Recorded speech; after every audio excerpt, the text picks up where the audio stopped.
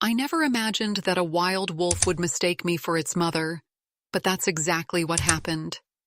It started on a cold winter evening. I was hiking through the forest when I heard a faint whimper. At first, I thought it was the wind. But then, I saw it. A tiny wolf pup, barely alive, shivering in the snow.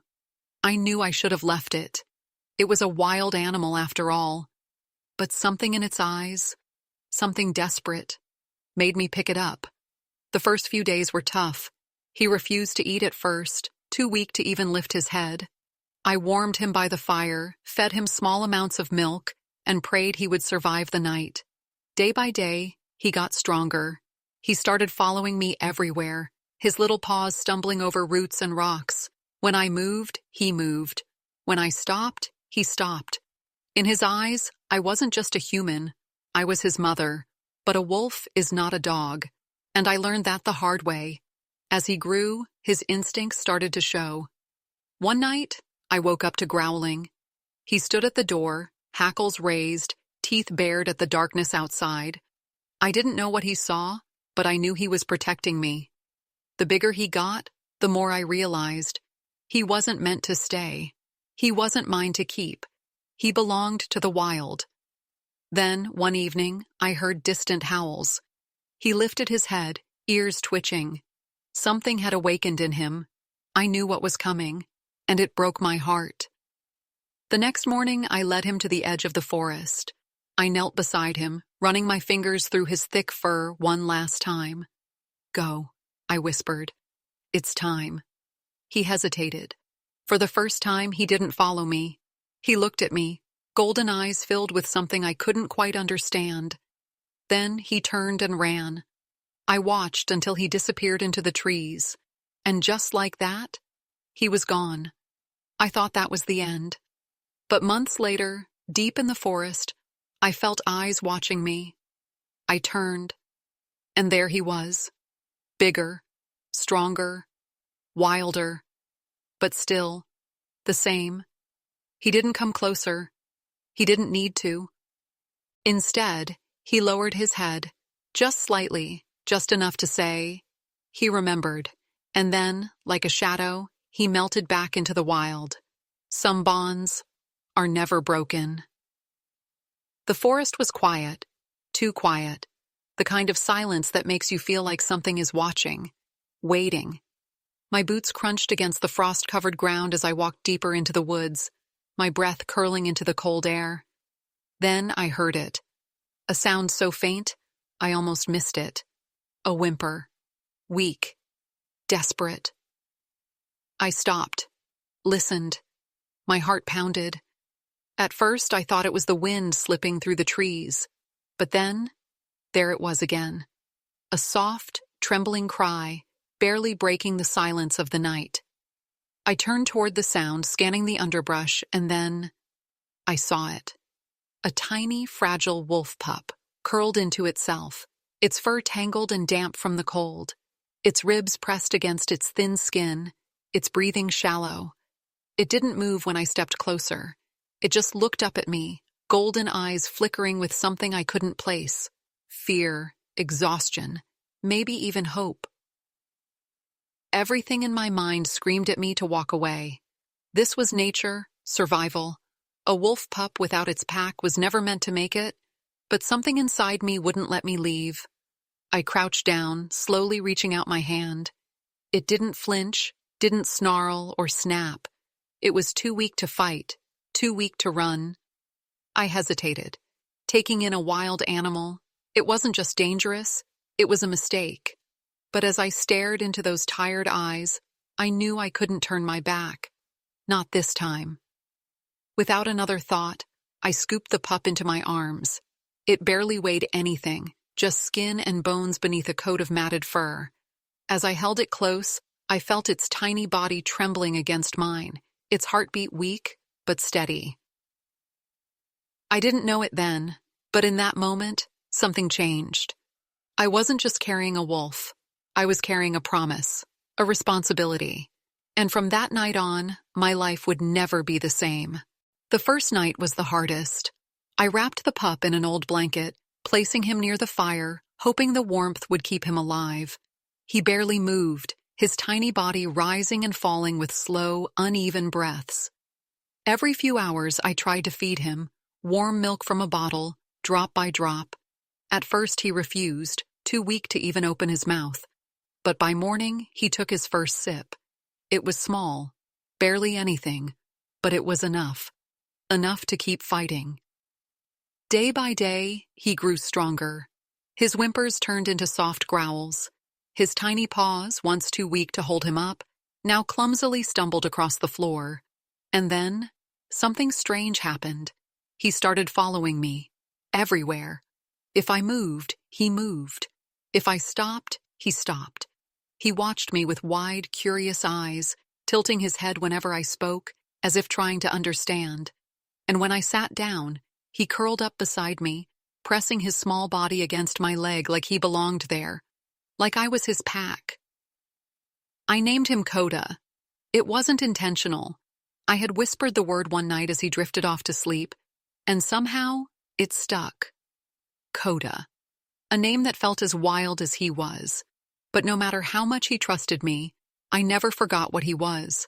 Not a dog, not a pet, a wolf. And soon, the wolf inside him started to show. It started with little things, his ears twitching at the sound of movement outside, his nose constantly sniffing the air, searching for something unseen. Then, one evening, I saw it.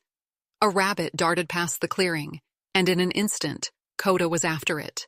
No hesitation, no thought, just pure instinct. He didn't catch it. He was still too small, too slow. But it was the first sign, the first reminder that no matter how close he stayed to me, a part of him would always belong to the wild. As the weeks passed, his playful nips turned into sharper bites. His once tiny paws grew larger, his legs stronger, his body lean and powerful. I watched as the pup I saved slowly became something else, something untamed. And deep down, I knew this wasn't forever.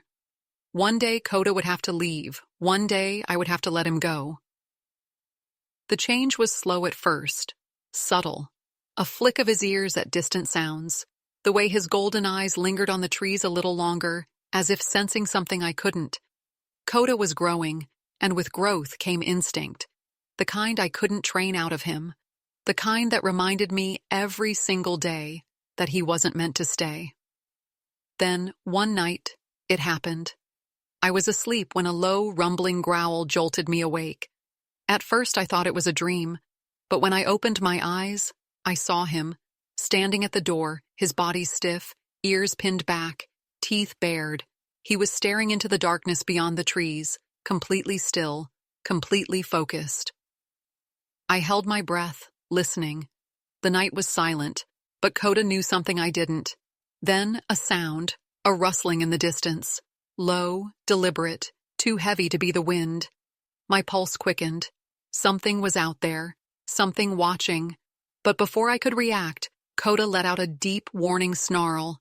It wasn't the soft, playful growl I'd heard before. This was different. Primal, dangerous. A few agonizing moments passed, and then silence. Whatever was lurking in the shadows had gone. Coda stood there for a while longer, ears twitching, chest rising and falling with steady, controlled breaths. And then, as if nothing had happened, he turned back to me and lay down by the fire, just like that. That was the moment I knew. He wasn't a helpless pup anymore. He wasn't the fragile creature I had found in the snow. He was a predator, a guardian. And he wasn't just following me because he saw me as his mother. He was protecting me, because to him, I was part of his pack. But a pack wasn't what he needed, not mine at least. He needed his own. And the deeper we walked into this journey together, the more I realized the day was coming, the day I would have to let him go. The change was impossible to ignore. Coda had grown, taller, stronger, faster. His once clumsy paws now moved with quiet precision. His golden eyes, once filled with playful curiosity, now held something deeper, something wild. And then, One evening, I heard it, the sound that would change everything. A howl, low and distant, echoing through the trees. Koda's ears perked up instantly. He froze, body tense, eyes locked on the horizon. Another howl followed, this time closer. His breath hitched. I could see it, the way his instincts pulled at him, calling him to something bigger than me, bigger than this life we had built together. I swallowed hard, forcing myself to stay calm. I had known this moment was coming. I had told myself I was ready. But as I watched him stand there, ears twitching, chest rising and falling with sharp breaths, I realized I wasn't. "Koda," I whispered. His head turned slightly, just enough to show he had heard me. But his eyes stayed on the trees, on the place he knew he belonged. And in that moment, I knew what I had to do. The next morning, I led him to the edge of the forest. My legs felt heavy, my heart even heavier.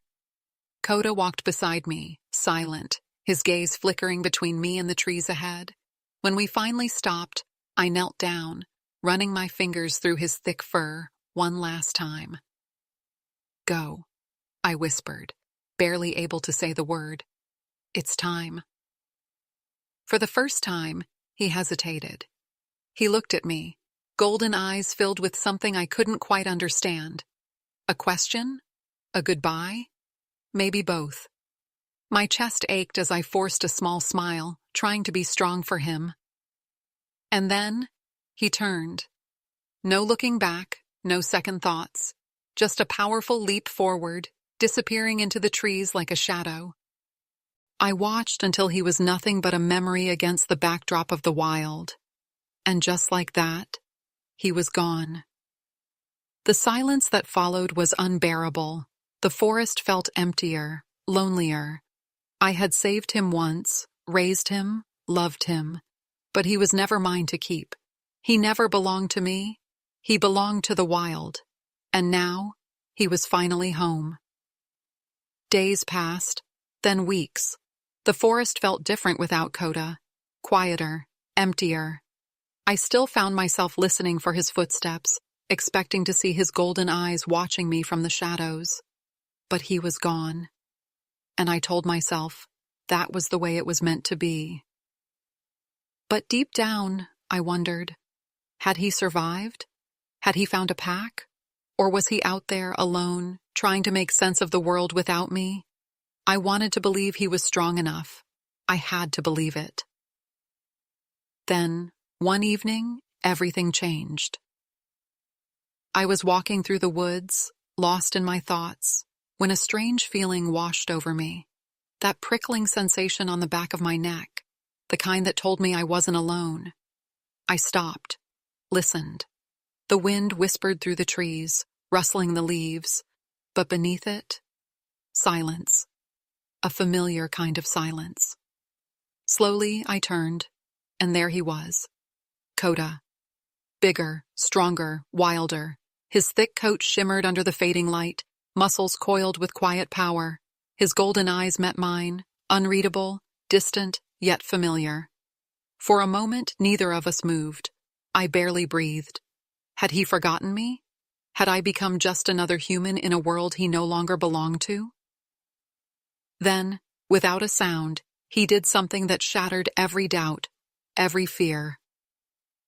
He lowered his head, just slightly, just enough to say, he remembered.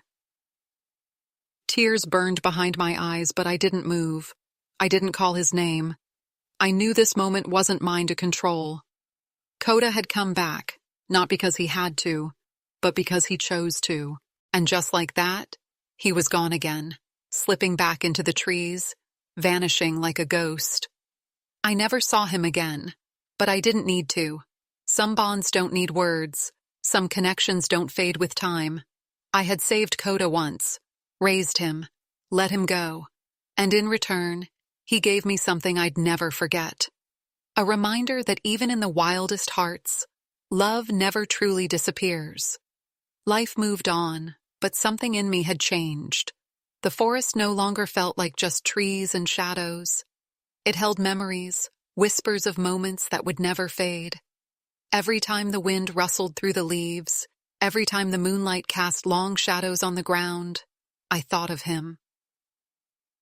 There were nights I sat by the fire, listening, hoping, wondering if somewhere, out there in the darkness, Coda was watching, if he still remembered, if he was safe. And then, one night I heard it. A howl, deep, strong, echoing through the trees like a voice from the past. My breath caught in my throat. It could have been any wolf. It should have been any wolf. But somehow, I knew. It was him. I closed my eyes, listening as the sound faded into the night. A final goodbye. A reminder that he was where he belonged, running wild beneath the same sky, beneath the same stars. I never saw Coda again, but I didn't need to, because some bonds are not broken by distance nor by time. Some connections, no matter how wild, last forever. And even though he was gone, a part of him would always remain. In the howl of the wind, in the rustle of the trees, in the quiet heartbeat of the forest, a part of him would always be here.